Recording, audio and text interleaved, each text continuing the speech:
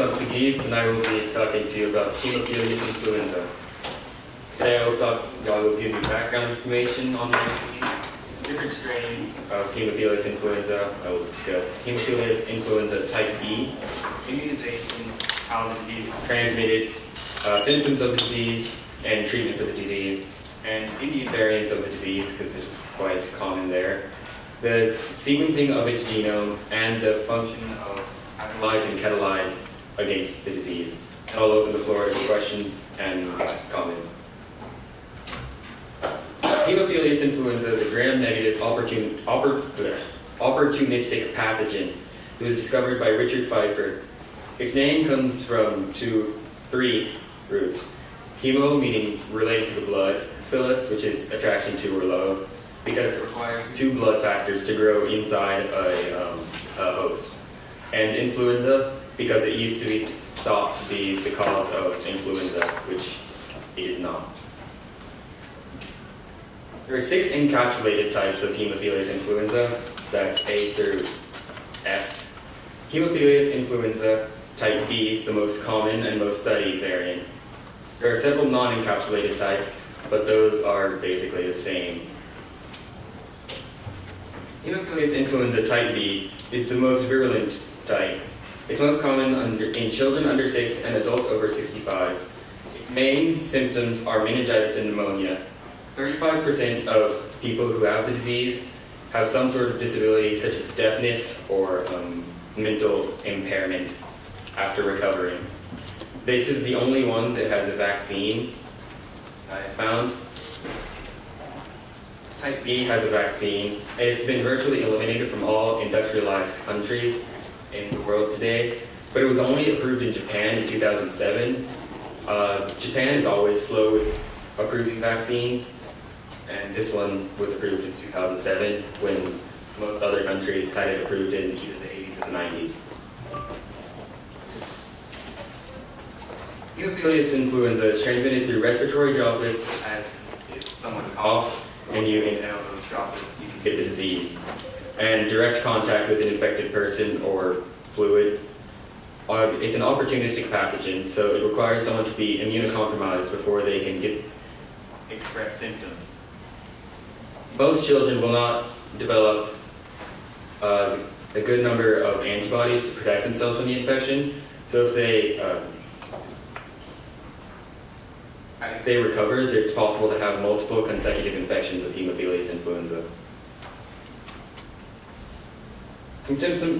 Some symptoms of Haemophilus influenza include meningitis, pneumonia, vomiting, diarrhea, stiffness of the joints, fever, cough, shortness of breath, chills, chest pain, sweating, headache, muscle ache, abdominal pain, nausea, confusion, and epiglottitis.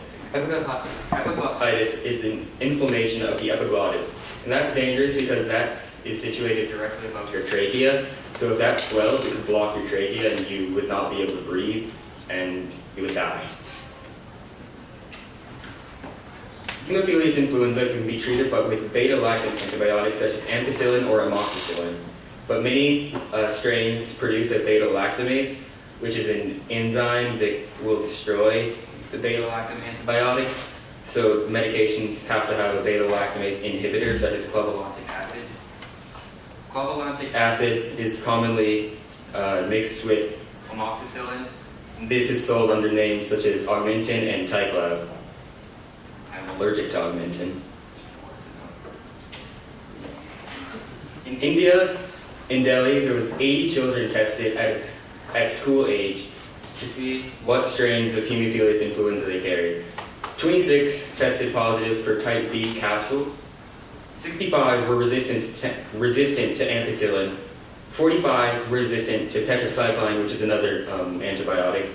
13 were resistant to amoxicillin clavulantic acid mix, which I just discussed was Augmentin. 2 were resistant to azithromycin, which I'll talk about more later. And 7 were resistant to ciprofloxacin, another antibiotic.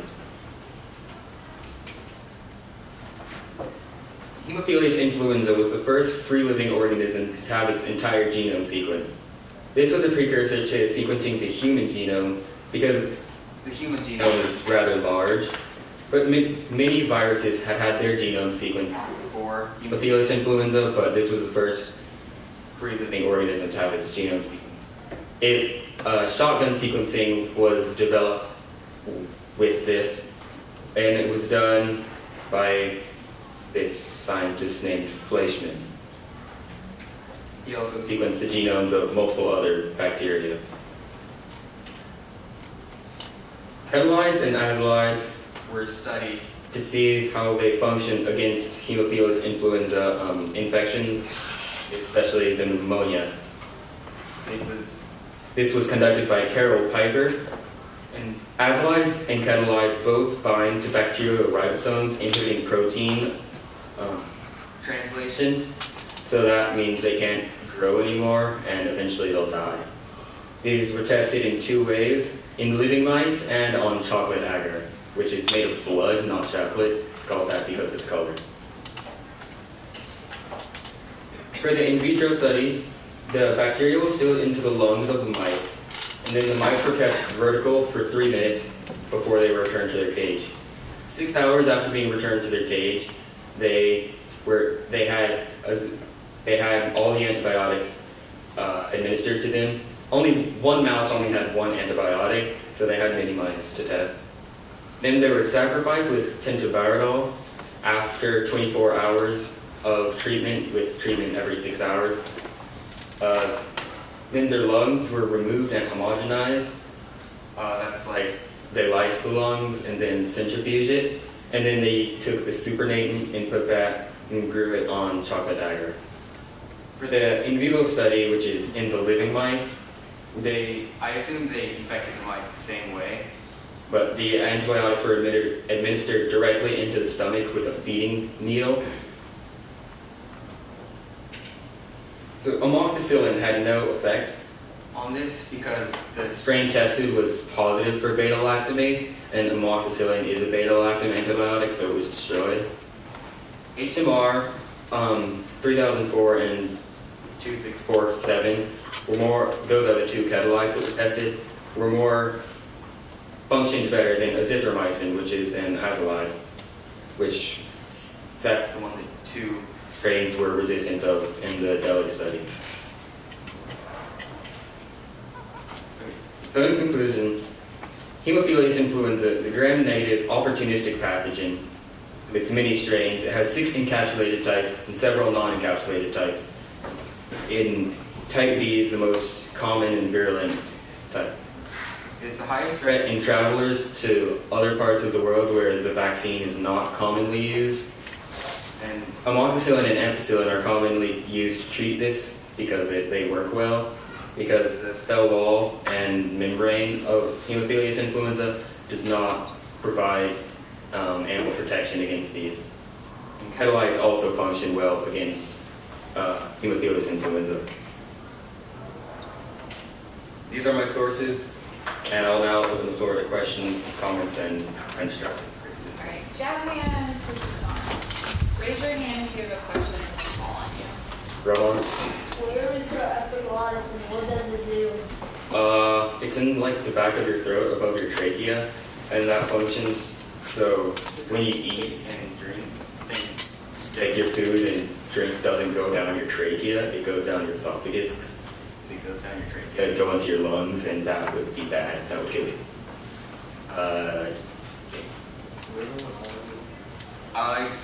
It's extremely low. I have found, I think it ranges from 5 to like 30 if you don't have treatment. But if you do have treatment, it won't kill you. Anyone know? What is the cost of the drug? The cost? Yeah.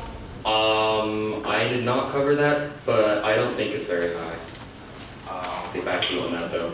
Austin? You said that HMR 3004 was more effective than the azithromycin. So is that the one they use to treat it? This study was in 1999, I think. I don't think it's been brought into use. Ampicillin and amoxicillin are still used with a combination of palmitic acid. Sam? How come the vaccine got pushed out of most countries? Can you rephrase the question? Like, because in the beginning you said that the vaccine for the type B got, most countries don't use it anymore. Oh, no. The vaccine is in use, but the disease has been eliminated Oh, from use of the vaccine. okay, thank you. Jazz hands for Toussaint.